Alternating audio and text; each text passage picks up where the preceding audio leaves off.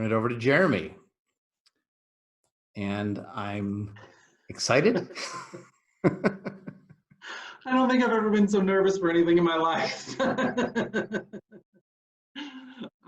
a real honor to be here. I'm just so happy to get to participate. And I hope I still have a job after I read this story about you. It wasn't supposed to be like this. It was going to be quick and simple.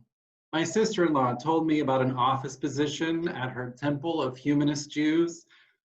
I had no idea what that meant, but I was looking for a Jewish job and applied thinking it wouldn't last more than a year or maybe two at the most. I thought it would be a nice and peaceful layover between an incredibly desperate and terrible job waiting tables at my next chapter, whatever that might be. The plan was for it to be temporary, a place to pause, pull myself together, and get focused. Instead, I found myself attracted to the philosophy, got addicted to the feeling of sometimes making a difference, fell in love with the people, and well, here I am nearly 9 years later, the work wife of a rabbi.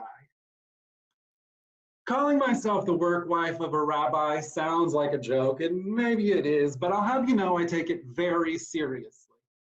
I like to keep him busy. It's not like being a rabbi automatically qualifies him for peace in the office. We can't have him lazing about. He's got to stay sharp.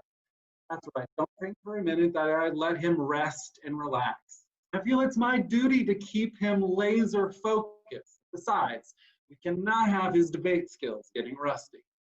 I argue with him at least once a day about nothing, ask around 613 questions the minute he tries to leave at the end of the day, and I always take extra special care to give him a very difficult time when he privately confesses his secrets to me, like how he hasn't watched Game of Thrones, Veep, House of Cards, Curb Your Enthusiasm, or even every Jew's favorite, The Marvelous Mrs. Maisel.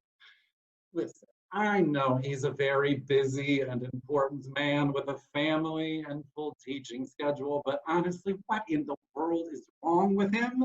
Veep is a 30-minute long television program. Where are his priorities? There are times when it's hard to believe that we've been together for 9 years, and then there are other times when it feels like 90. My goodness, 9 years is a very long time to be in any kind of relationship with anyone. 9 years. That's nearly as long as I've been married to my actual husband. Wait, I think this means I have 2 husbands. 2 is an awful lot of husbands. It's far too many husbands. But I suppose 2 husbands does sometimes have advantages. There's the obvious bonus of the occasional free therapy session. Adam is also an excellent person to talk to when world politics gets sketchy. And my favorite, I can always walk over and shut Adam's office door when I've had enough.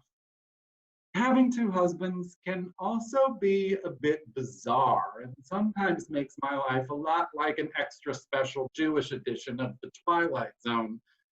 At work, I get to complain about how my husband is saving the world every day as a high school English teacher, is always screen talking to his high school students, and doesn't really listen to a thing I say.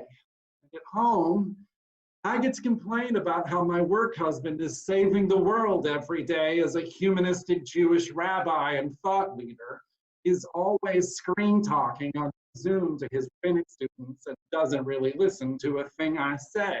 What a joy. It's just as well. I honestly don't listen to him very much either. Like any good wife, I learned to tune him out pretty early on in our relationship. I mean, he's a rabbi, for goodness sakes, which means he is always offering up wisdom and volunteering his guidance. Boy, it's exhausting. You can't tell him anything you're working on because he'll volunteer to help you. I can't be listening to any of that. It's bad for my control issues.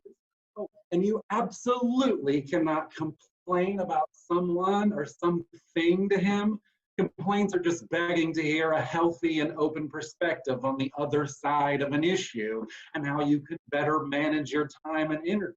It's infuriating. He's such a good person. Is there anything more annoying? I obviously have to make sure to mute him as often as possible. How else will I get anything done? This works great unless he's stressed. When he's feeling frazzled, like before the high holidays, a conference, or an institute board meeting, I really have to be on my A game. This means a lot of deep yoga breaths and carefully timed sips of tea so as to keep the peace. Oh boy. When he gets worked up and goes into an anxiety spiral, hold on to your hat. He has this incredibly fun habit of narrating himself. I don't even think he knows he's doing it, but he'll do laps around the office while working through his to-do list. Sounds great, right? Organization is gorgeous and necessary, except that while he's frantic and pacing, he recites his entire inner monologue out loud to himself, and I'm usually sitting there right next to him. It's very distracting. Though, to be fair, it does provide an excellent opportunity to practice patience and counting to 10. But none of this holds a candle to Adam's most charming characteristics. He's infamous in our office for finding mistakes.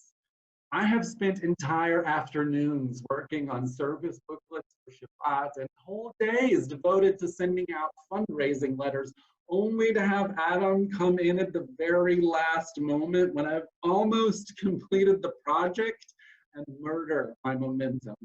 He'll suddenly appear out of nowhere after spending the morning singing Hebrew and sipping margaritas or whatever he's doing in his office. He'll casually breeze by my desk to check in with me and then pick up the one service or letter out of a stack of hundreds that is wrinkled or misspelled or has a smudge. And I'll spend the rest of the day in a panic searching for other mistakes, worried I'll have to redo an entire project. It's not great for my blood pressure, and it's a real delight. But I must admit, it's easy to forgive the mistake finding, pacing, and even never having watched The Marvelous Mrs. Maisel when I think of all the laughs. We used to get robocalls with an aggressive robot voice offering free cruises by screaming, "Let the memories begin!" For a while, if work got stressful, one of us would spontaneously shout from our desk, "Let the memories begin!" Still cracks me up every time I think about it. There have been a lot of interesting calls to keep us entertained. There was the irate person who called and demanded I explain why Jews charge people for our Christmas services. And who could forget the man who wanted to talk to me about the joys of circumcision? However, my biggest laugh comes from how everyone thinks Adam is so much older than I am. The title rabbi automatically adds 10 or 15 years to your age, so everyone is always assuming he's ancient. Once we were together carrying books from his car to the office, the building manager asked why I didn't hold the door to help the old guy. I'm about 30 days younger than Adam, and the assumption that I am a young guy gives me more joy than it probably should. I like to think of these moments when the pressures of being the work wife of a rabbi get to be too much. It's a strange thing to try making fun of your boss during a pandemic, though, as you can see, he's probably so grateful the quarantine has given him a reprieve from all of my mishigas. I don't want to get too mushy, but I do feel incredibly lucky and privileged to work in such a safe, progressive, and thoughtful environment with an all-around kind and supportive rabbi. The real truth is, I've learned a lot from Adam, and more than just being hyper aware of who is around if I start talking out loud to myself. His patience and kindness is boundless.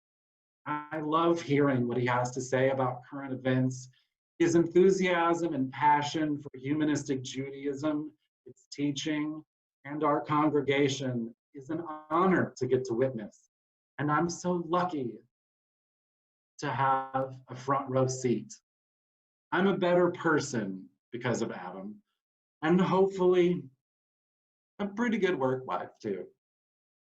Thank you. Thank you, Jeremy. And now I know what we're doing next year. It's your 10th.